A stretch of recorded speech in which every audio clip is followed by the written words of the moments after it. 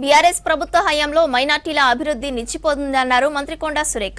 ముస్లింల అభివృద్ధికి కాంగ్రెస్ కట్టుబడి ఉందన్నారు.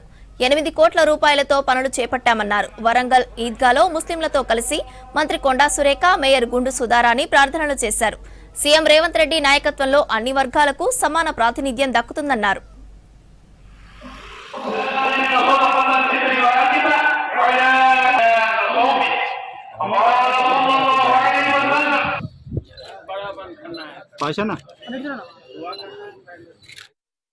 ఈద్గాలలో జరిగేటువంటి ప్రార్థనలో అటెండ్ అవుతూ వారికి శుభాకాంక్షలు తెలియజేయడం జరుగుతుంది.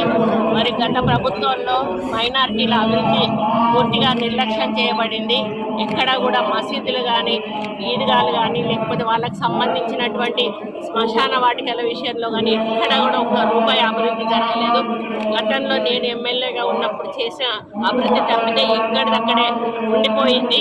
మళ్ళీ నేను ఎమ్మెల్యేగా అయిన తర్వాత ఇటు కార్పొరేషన్ నుంచి కానీ, అటు నా యొక్క ఎస్డిఎఫ్ ఫండ్స్ నుంచి కానీ మరి చాలా పనులు శాంక్షన్ చేసి ఈరోజు దాదాపు 8 కోట్ల పనులు వాళ్ళకు అభివృద్ధి పనులు నడుస్తూ ఉన్నాయి. ముఖ్యంగా ఈ ఈద్గాకు సంబంధించి వాళ్ళు కొన్ని దశాబ్దాల కాలంగా కూడా, అంటే నేను ఎమ్మెల్యేగా ఉన్నప్పటికంటే ముందు నుంచి కూడా ఫ్లోరింగ్ అనేది ఒకటి చాలా ఇబ్బందిగా ఉంది అని అడుగుతూ ఉన్నారు.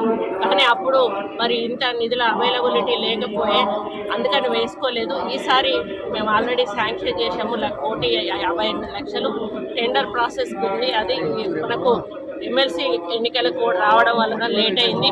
ఇది కాగానే వెంటనే బక్రీద్ వరకు మరి కొబ్బరికాయ కొట్టడానికి ప్లాన్ చేస్తాము. త్వరలో దాన్ని కంప్లీట్ చేస్తాము.